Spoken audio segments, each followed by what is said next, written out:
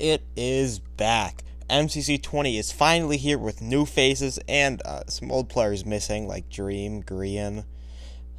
So that's a bit sad, but otherwise it's sure to be a great event. So let's get into the teams and my predictions. In 10th, I have the Purple Pandas. This team is pretty bad. They definitely have potential to outplay this prediction, with Kretzy being great, and then Pog and Sneak having not really realized their potential yet. But with the stats, I can't do it. I can't put them too high. I mean, Kara hasn't been playing that well. Punk and Sneak haven't reached their potential yet. Kretzy even hasn't been playing that well. So I kind of got to put them in 10th. In 9th, I have the Orange Ocelots. This team is very interesting since they have two new players that I don't know much about. Purples is one of their new players. I know he's good at Bed Wars. That's about it. I haven't even watched him play Bed Wars. I've just heard that he's good. And then Elena, who I know literally nothing about. So this team is a very wild card on my list. I don't know how the new players will perform, so I had them in 9th. But their returning players are pretty good. Puns is just very good. Captain Puffy is good as well. So overall, not a terrible team. It'll really be based on how the new players do. Then in 8th, I have the Pink Parrots. This is a team that could do well, but I don't know how much they'll try. I mean, Tommy, he sometimes tries. Jack sometimes tries. Connor never tries.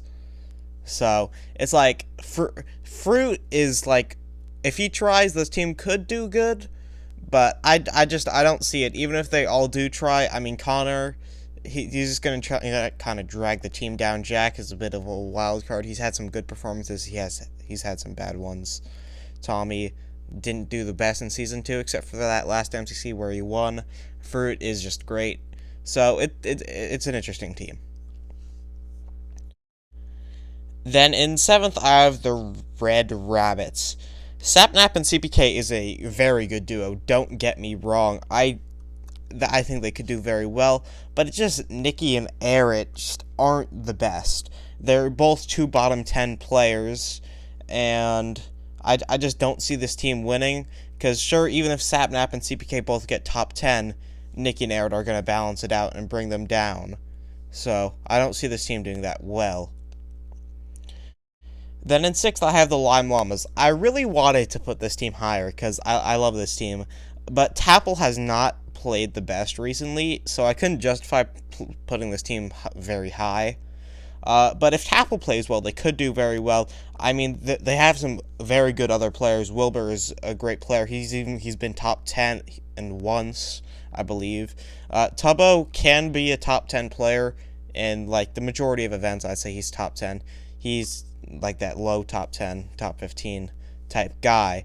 Then they have Shovel, who is okay. Overall, not a bad team at all. I could see them doing well. I could see them not doing that well. So then in 5th, I have the Yellow Yaks. The team isn't bad at all. Illumina is great. SB is good. And then False and Ren are both okay. There isn't much to say. I mean, they got the Illumina carry. That's why I got them in 5th. SB could definitely pop off. False and Ren have had some good events. So overall, they're not a bad team, but they're not a great team either. So I guess we'll see. Then in 4th, I have the Cyan Coyotes. This team is pretty good. They're a bit of a wild card with a new player with good times with Scar. He's honestly not the best at Minecraft in what I've seen with him, so he could drag the team down, but if he doesn't, they will do very good, because they have the best player in the event, Pizza Hut, and two good support players within the Littlewood and Rye Guy Rocky. I really think that in the Littlewood, he's gonna get top 10 this season. Maybe not this event, but sometime in this season, I feel like he's gonna be a top 10 player.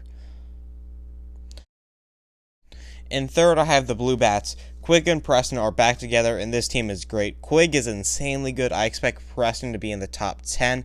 Then Sam and the Orion Sound will make for decent support players, and overall, a very good team. I'm very excited to watch them play, and I think they'll do very well. Maybe even win the event, but for now, I'll have them in 3rd.